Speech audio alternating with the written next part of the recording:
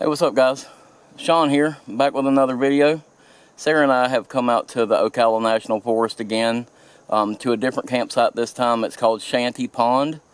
We've come out here to do a 2-night camping trip.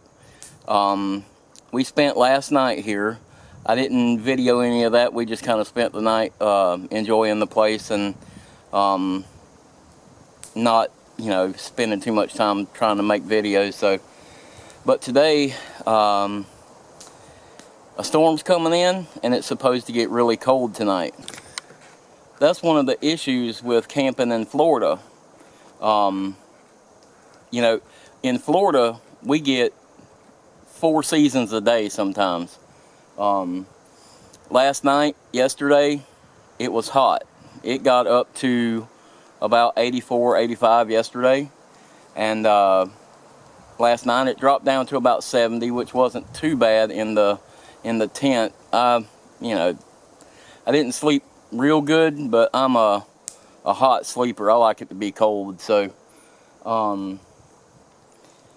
tonight, after this, there's a rainstorm supposed to be coming, and tonight after the storm it's supposed to drop again. And the last I seen, it was supposed to be down around 40 or maybe even a little lower. So we'll have to see. But that's that's one of the things that you have to prepare for camping in Florida here is drastic temperature changes.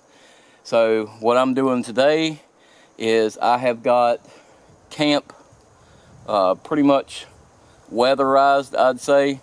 The tent set up. It's under some trees, so maybe that'll break some of the rain when it comes in. And I have got the hammock set up under a tree, and I've got a tarp across it. And this campsite has a picnic table, so I have tied the tarp to the picnic table so we'll have somewhere to sit. If a storm comes, we'll be able to sit and eat. And but now the order of business now is to try to gather up enough firewood to make it through the night and everything, and then I'm going to stack it under the picnic table. That way if it does come a storm, we'll have good dry firewood. Gathering up a little bit of firewood. A lot of the dead stuff I'm finding around here is pine. It'll burn hot, and then if I have to, I can put some wet oak on the fire, and hopefully that pine will dry it. Okay guys, so I thought I would show you how we have the underside of this tarp setup done. What I've done here is put a sock at each corner so it doesn't tear a hole in my tarp when the wind blows. And I've got the tarp tied off to the bench on both sides, and then a string running from one corner all the way under to the other corner. And that keeps it pretty taut and it's not flapping around. But that's just to protect my tarp.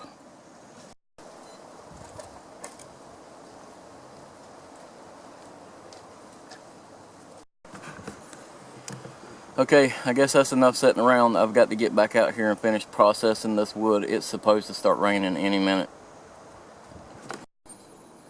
Now, in Florida, we do have a little bit of winter where the leaves fall off the trees. And as you can see, this red oak appears to be dead. But if you scratch down into the bark on that tree is still alive. It just doesn't have any leaves on it. So you have to be very careful what you cut down around here, thinking it is standing deadwood.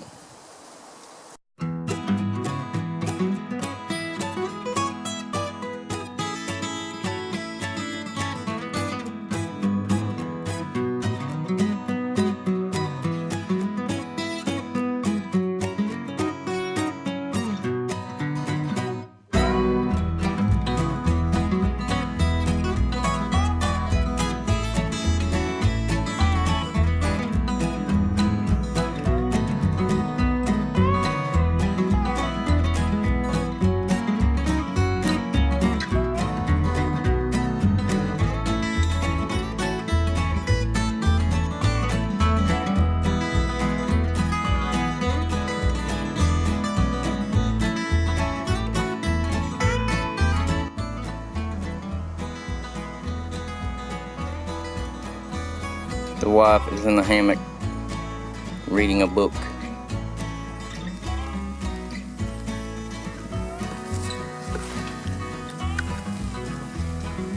Okay, so as you can see, I didn't get a whole lot of wood processed before it started raining, and I really don't want to get soaking wet out here. I don't have a whole bunch of extra clothes with me, and I'm already, you know, kind of wet with sweat. So I'm gonna go ahead and hunker down under this tarp and ride this rain out. Hopefully it won't last too long. I don't think it's supposed to, but I went ahead and put a couple of lighter knots on the fire, and as long as it doesn't come a torrential downpour for a while, that should keep the fire going.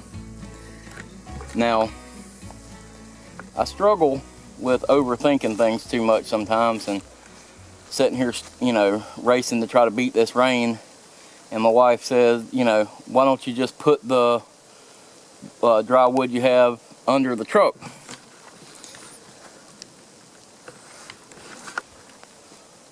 Great idea. So that's what I did. I'm gonna go get under this tarp. It's starting to get heavier now. Go get under this tarp and hunker down.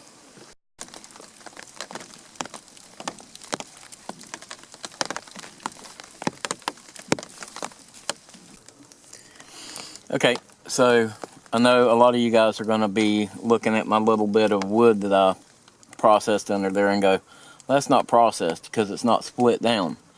Well, my idea behind that is with the rain coming, and it came and now it's stopped for now, with the wood not split down, the rain can shed off of it easily, and you can split it down and it'll still be dry in the middle and still be usable in case it got wet. If you had already split it down into, you know, small usable pieces, then all of these little nooks and crannies and stuff are going to gather up water like a sponge. So that's the reason that I didn't split it all down. That's just something for you to think about next time.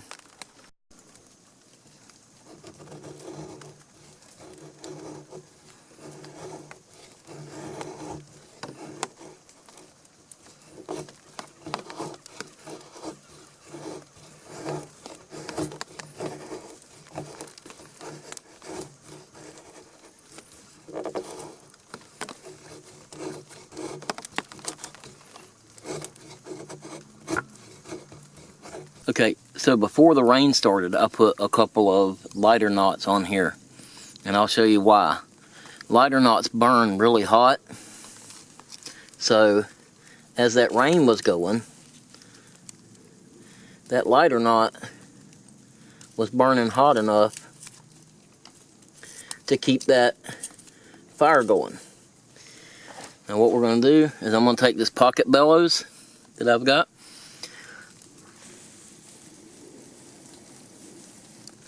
get that heat back on there. I'm going to take some of these feather sticks that I made,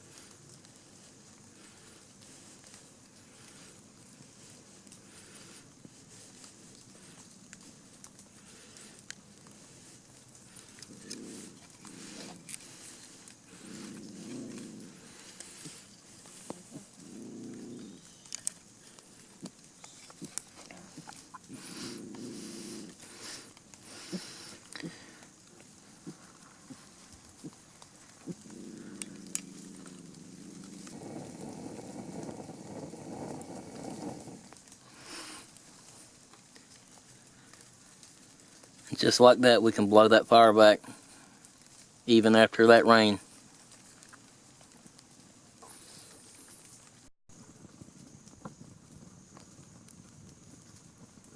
Okay, so something I'd like to do is I want to do a couple of little projects. I don't have a whole lot of camp chores to do right now. It just quit raining. I've got firewood cut up enough that, you know, we need for right now. And I kind of want to just make some camp tools that we could use. And I think we're going to go out and find us a couple of pieces of good red oak and see what we can make happen. So let's go see what we can find.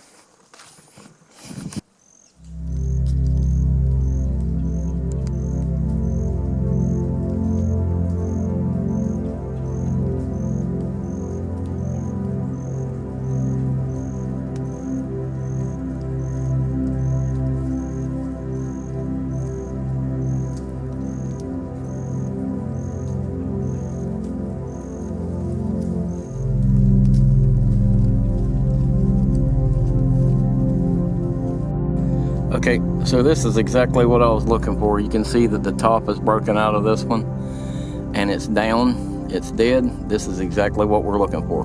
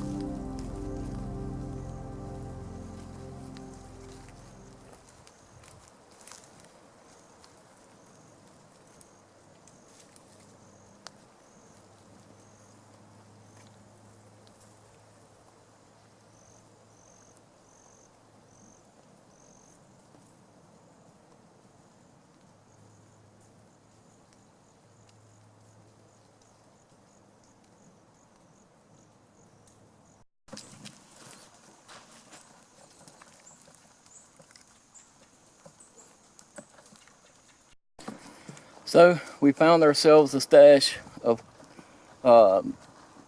cooking wood and something that I can use for a camp chore, camp tool, camp craft. Just something to do while we're sitting there and we don't have anything else to do. So let's get back to camp and get started on that. Okay, so something I want to work on here at camp, just a project, is, and I've been wanting to make one for a while, is I just want to make a maul. A maul is basically a mallet. It's just something that bushcrafters and people, actually a long time ago, they actually preferred a maul over a mallet. So I'm going to see if I can do it with this oak here. It's pretty hard, so I don't know if I can actually get it to split down the way I want it to, but we're going to give this thing a shot and see what we can do. Now what we'll do is I like to take, or I want my handle to be about 2 hands wide, and then that'll give me a good area up there for the mallet end of the maul. So somewhere right in here, I'm going to start cutting around this log, around it, and then I'll try to split up this handle to that cut and see if we can make us a handle out of this.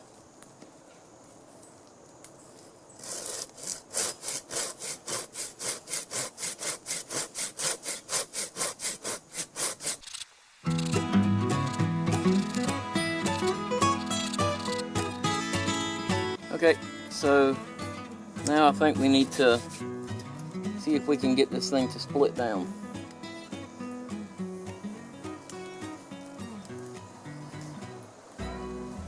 You know what would make that job easier? A maul.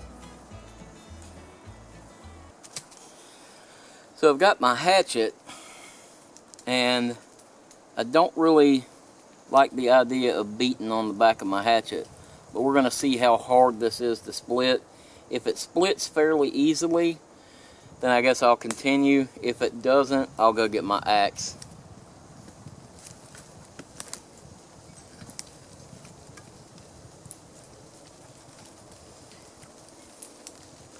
I think I'm going to use the piece that it came off of as a little anvil to hold this good and solid.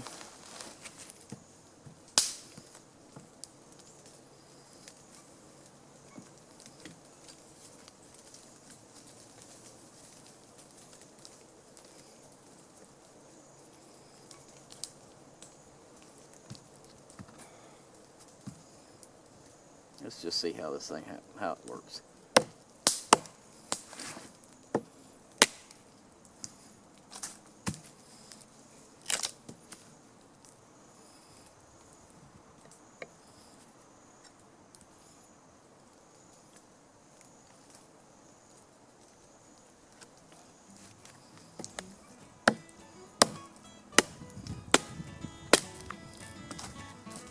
Now it's not splitting down to my cut line, so I may have to just go around it and keep working my way down to the cut line.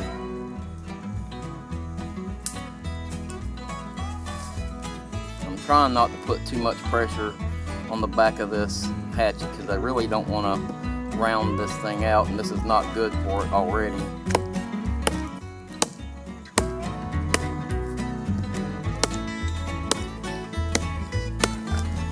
Hatchet is not built for this kind of abuse. There we go. You see how that came down to my cut line?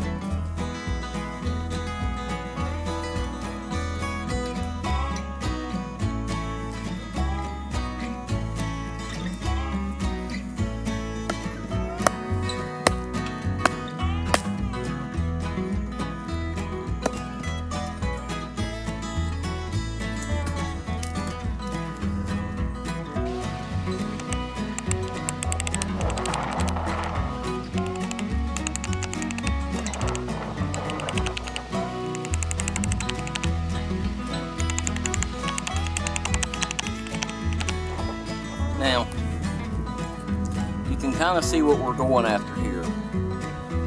This will be a pounding mallet, or a maul, actually. I'm going to go ahead and finish cleaning up this handle, and then I'll show you what it looks like from there. Now, one of the nice things about this tomahawk and having a tomahawk is you can actually take this tomahawk and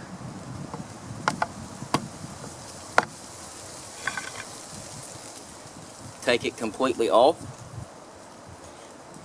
and what that does is that gives you a good controllable blade to shave with. Not here, here.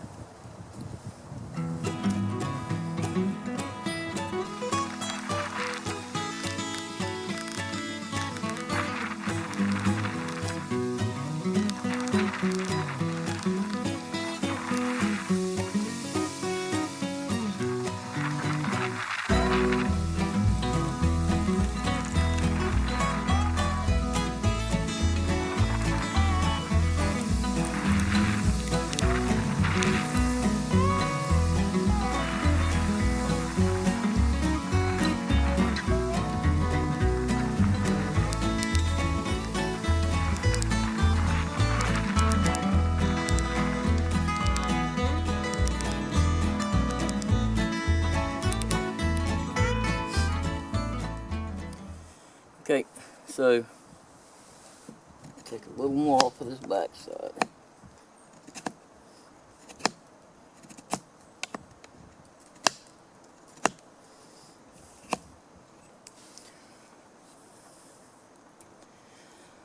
Okay, so I think I'm gonna go ahead and debark it.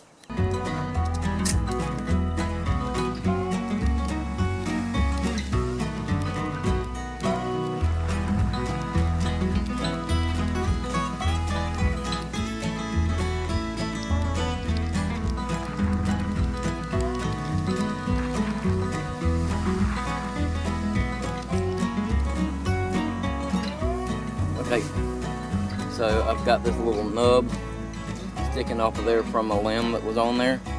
So I'm gonna take my hatchet. I'm gonna very carefully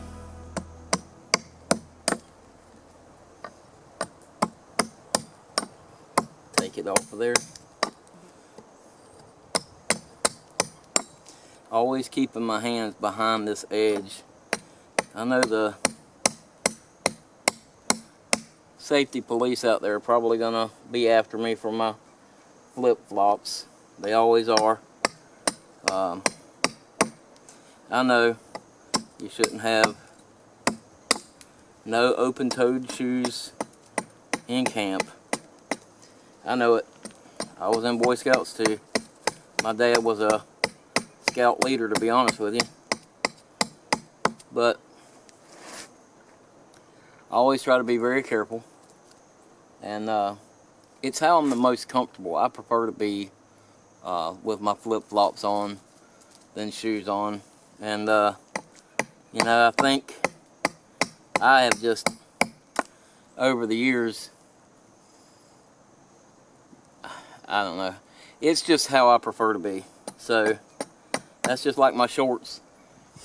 I wear shorts even until it gets absolutely too cold for me to wear them. I'll put them on for work and walk outside and stand there and see, you know, is this going to be possible today? Because I freaking hate putting jeans on.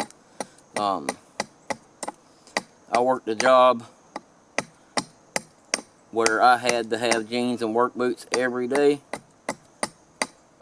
And when I started my business, I said, I'm not going to wear jeans and work boots anymore unless I absolutely have to. And I have pretty much stuck with that for the last 5.5 years. So, anyway, I know you guys will probably cream me for my flip-flops and my shorts in the woods, but you do things your way and I'll do things my way. I've never said that my way is the right way. Because I don't necessarily believe that. I believe my way is the right way for me, but it may not be the right way for everyone. So, you know, do what you feel comfortable with. If you don't feel comfortable with, you know, shorts on, by all means wear like, you know, jeans or you know, hiking pants or something like that. And also, I'm in Florida, so, you know, now, there is that likelihood of walking up on a snake, and jeans wouldn't really help that all that much, unless I was wearing some gaiters or something. But that's the other thing. I've lived here my whole life, and I guess I've just learned to look out for them and to just be a little more particular about where I walk, where I step. And even at that, you can make mistakes. I'm not saying what I'm doing is right. I'm just telling you kind of why I do it. So I have already chamfered the top edge of that. I think I want to go a little more around this thing. And what that'll do is that's going to keep it from mushrooming out. So I'm going to chamfer this top edge, and then I'm going to go and do the same thing around this bottom edge here. And that'll give me a good, strong mold to work with. I think this is going to work out to be nice. If any of you guys ever made a mall or you know, made camp,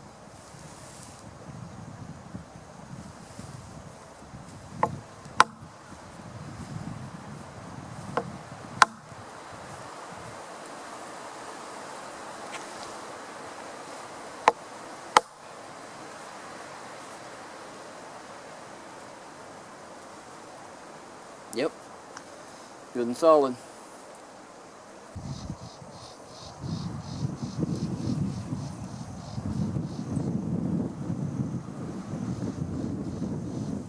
Okay, so I think we're going to do the same principle as the maul.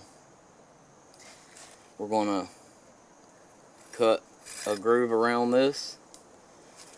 We're going to make our handle, and then we'll shave off and make the spatula. I think that's the best plan of action.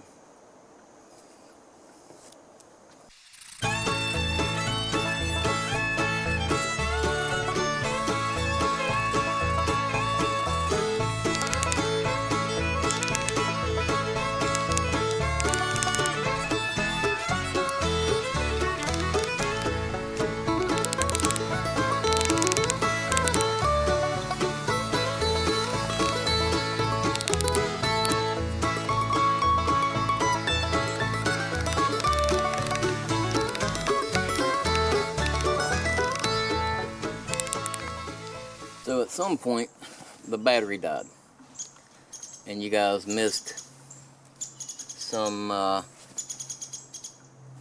probably some very intelligent, witty, funny commentary. So I'm sorry about that. But now we have gotten this thing down to this point. Now we got to thin this out, taper it all down, and kind of shape it up. Now make it start to look like a spatula.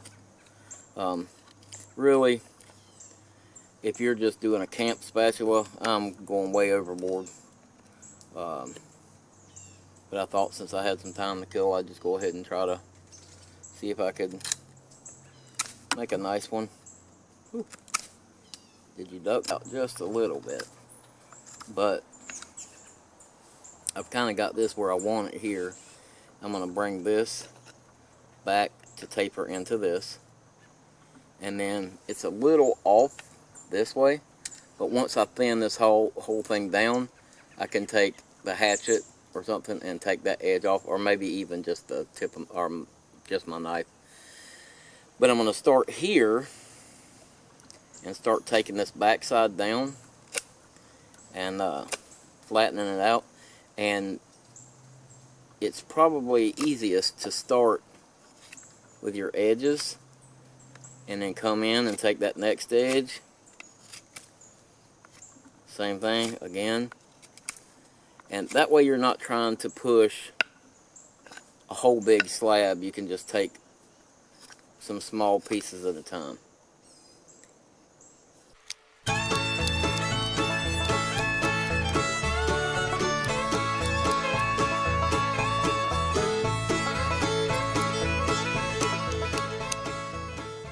Now every now and then I'm grabbing it and putting it in my hand and letting it sit there in my hand, and then I can feel where this swoop is and how it's sitting. That way I can try to make that thing oriented with the swell or swoop, whatever you want to call it, in it. That way it'll be flat with that, and it's not like canted to the side.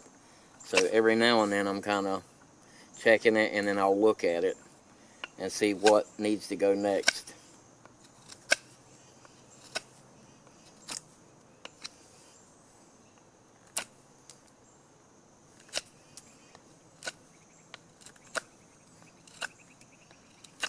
Now here, what I'm doing is I'm actually, if you see it, I'm actually bringing it up so I can kind of get this piece down there, because I don't want to, I've still got to get this piece out right here, but I want to make this transition nice. One thing you can do too is you can kind of get your knife and your thumb, and you kind of push it a little bit with your thumb and get that going that way also.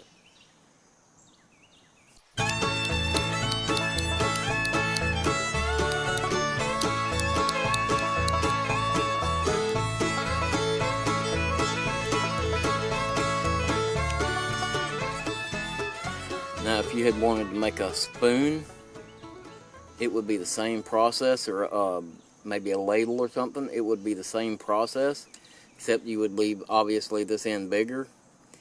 And you can carve out your swell on the bottom. If you don't have a loop knife or a circle knife to take that center out, you can actually use an ember, put in the middle of it, and just blow on that ember and let it burn down in there, and then you carve all that char out, put another ember in it, and burn it down. You can actually make a spoon like that. That would be a neat project to do also.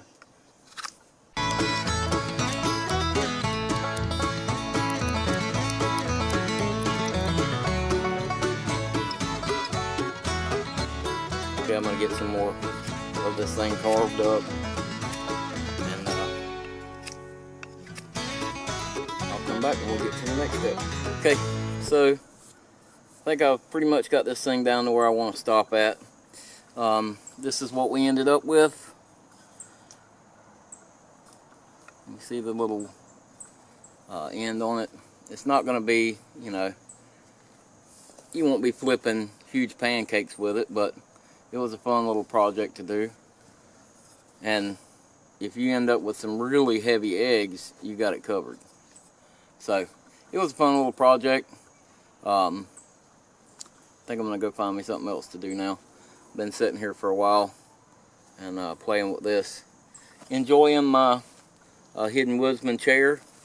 I did figure out that my uprights, or my tripod, needs to be taller so it'll be a little more comfortable when you're sitting back in it. You know, for a guy with broad shoulders, as muscular as I am,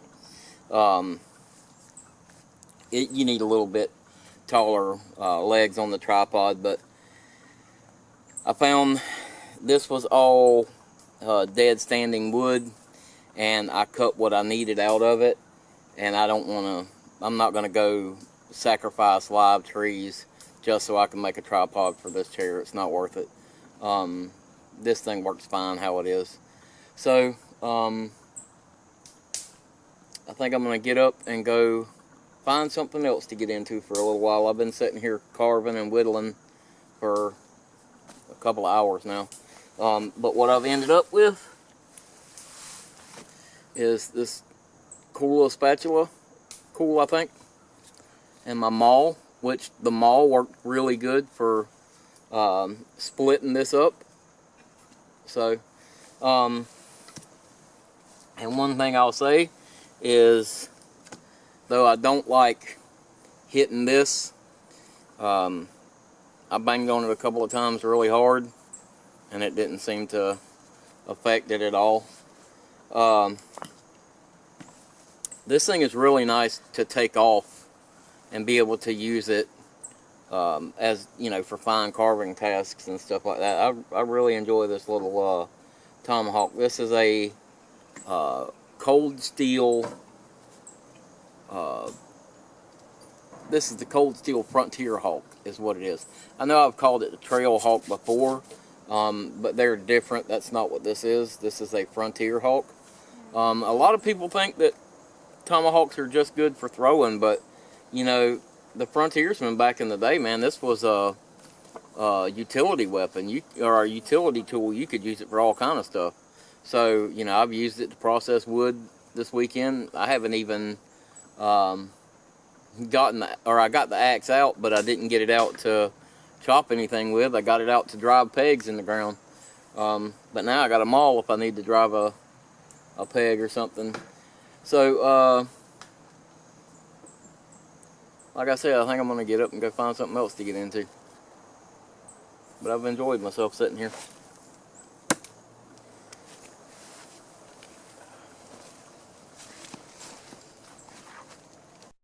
Okay, I'm going to take you guys down here and show you our bathroom for the weekend.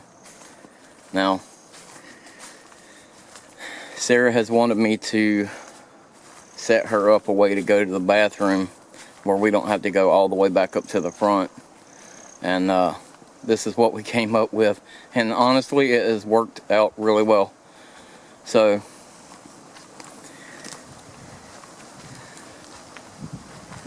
we have the 5-gallon bucket with a toilet seat on it. We've got the shovel there for the cat hole. And what I did was just cut the bottom out of the bucket, and then you set the bucket over the cat hole. And this is our toilet paper twig. That's what holds the toilet paper on. Whatever makes the wife happy, right?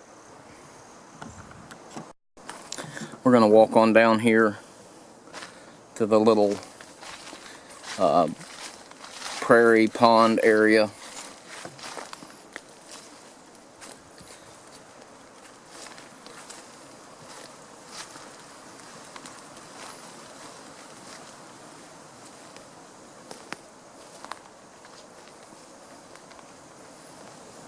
It's been gray and raining on and off all day. It's very pretty down here.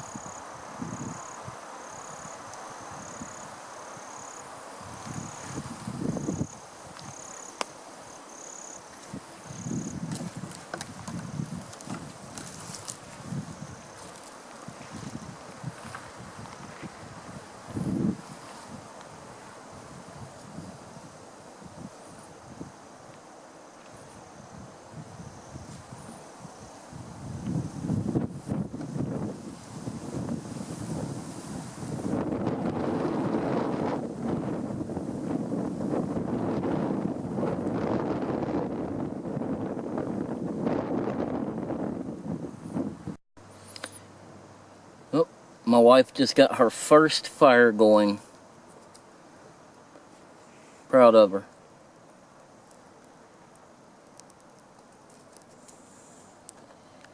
I didn't even mess up my nails. They're a little dirty.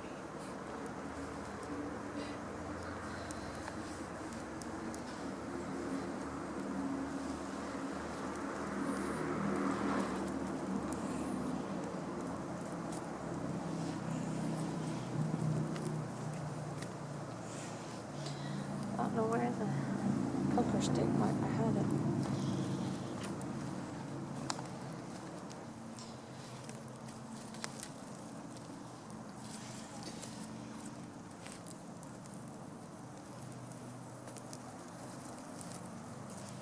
Now, once you got it going like that, when you start laying your sticks on the fire,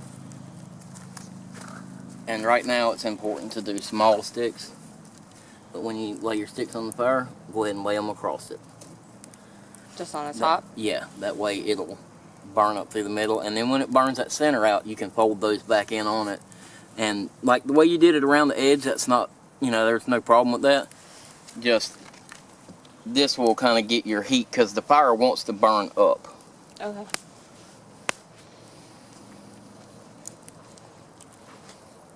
Nice job. I did it.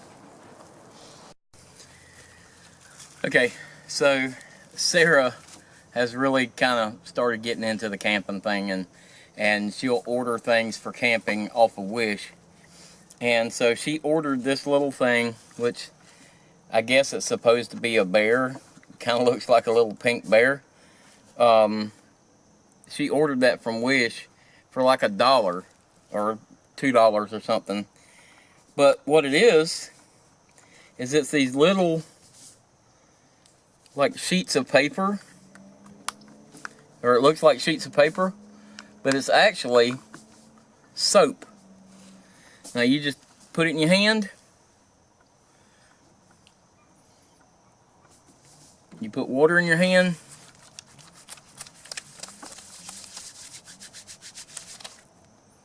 and it's gone. Now, I would have never thought to look for something like that. Little dirt don't hurt.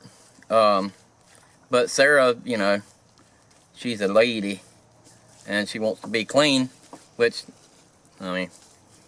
It sounds silly to say it that way, but those things are really pretty dang neat. And for $1,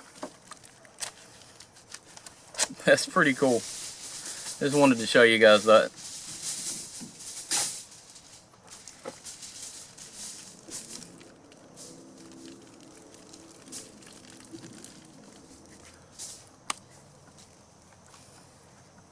All clean. Yep. Just about ready to throw this bad boy on the fire. So Sarah's got her potato packets on the fire. She found the recipe for them on Pinterest. They're very similar to a way my buddy Zach does them, but he does them in the oven. She found the recipe on Pinterest and, you know, has some a little bit different seasonings than he uses in there. And they're wrapped up in the tinfoil over the fire, so we're going to see how this works out. We're getting ready to throw a steak on here. Well, it's about that time. Steak's about to go on the fire. We've had a good day out here. Time for a stiff drink and a good meal.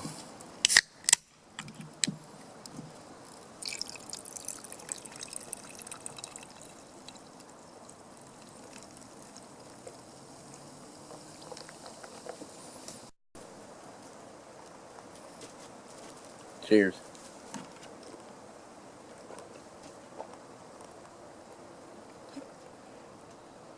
That's good.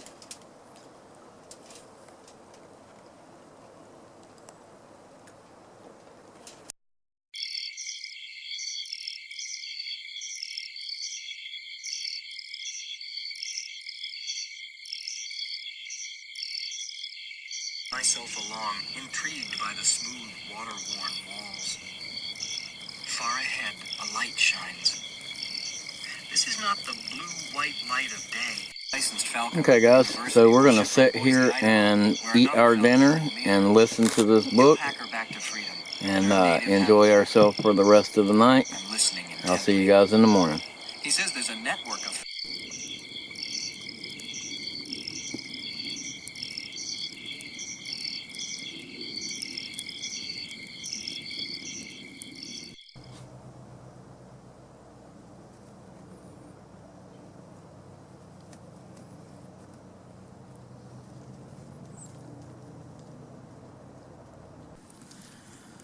Hey, good morning guys. So, I know it looks like a totally different trip, but this is morning. This is the Sunday morning. This is, I don't even know what day it is, January 5th. We're still out here at Shanty Pond. Last night I had a kind of a rough night. I couldn't hardly sleep in the tent for whatever reason. I couldn't get comfortable. So I got up about 3 o'clock this morning and decided I'd come and tough it out here in the chair, and it is, well, I just looked at it a little while ago. It's roughly 40 degrees, 41 degrees. So what I did was I just kept this fire going with these 2 sticks you see on either side of me here. This is a modified version of what the Native Americans and the frontiersmen and everything call the star fire, where you put several pieces of wood together and over the night you just feed them together. But it worked good here. It kept me good and warm. And you know, I've had this big blanket wrapped up on me, and me and Skipper down here, we stayed pretty warm last night. I finally got a little sleep. Had some odd dreams though. I don't know what that was about, but it's about time for me to get some coffee started and some breakfast going. So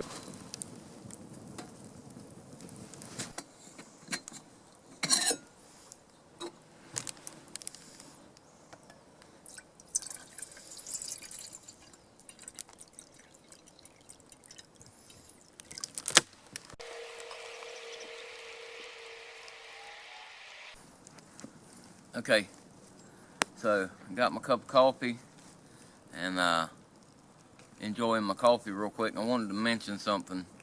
If you haven't already, you should go back and watch my video on the hammock, DIY hammock underquilt. Last night when I decided to, or early this morning I should say, when I decided I wanted to just come sleep in the chair, I was fine with the blanket wrapped around me, but my back was getting cold just like, you know, you'd have in the hammock. So I went in my truck and I grabbed my hammock underquilt and I wrapped it around the back of this chair, let it touch the ground. I had the blanket wrapped around me on the front. It was night and day different. It made all the difference in the world. It kept my back warm.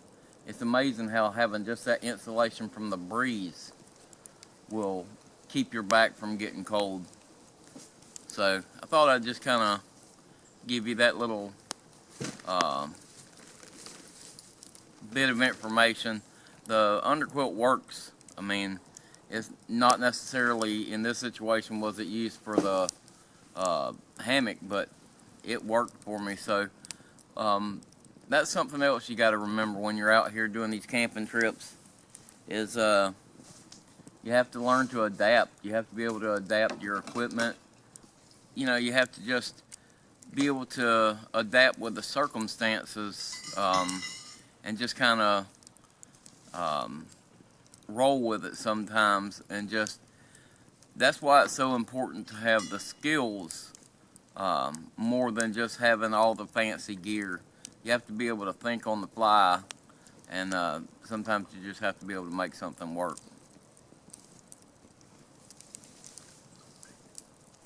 Appreciate you guys watching the video. If you haven't already, hit like, subscribe, share these videos with your friends. Leave me a comment below if you liked the video, or if you didn't like the video. Leave me a comment below, and like I said, thanks again for watching, and I'll see you next time.